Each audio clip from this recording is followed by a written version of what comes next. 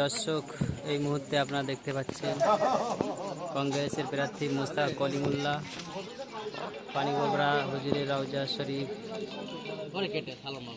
জিয়ারতের উদ্দেশ্যে এসে তারপরে মানুষের সাথে কথাবার্তা বলছেন।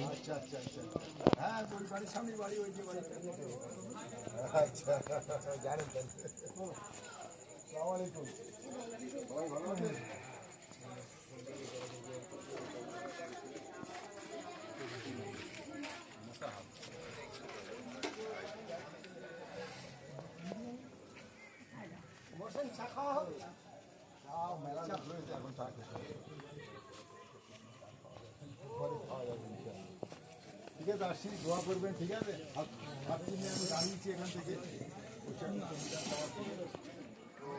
তো ভোটটা দেবে দেশ বাঁচানোর জন্য, দেশের শান্তি রক্ষার জন্য করবেন।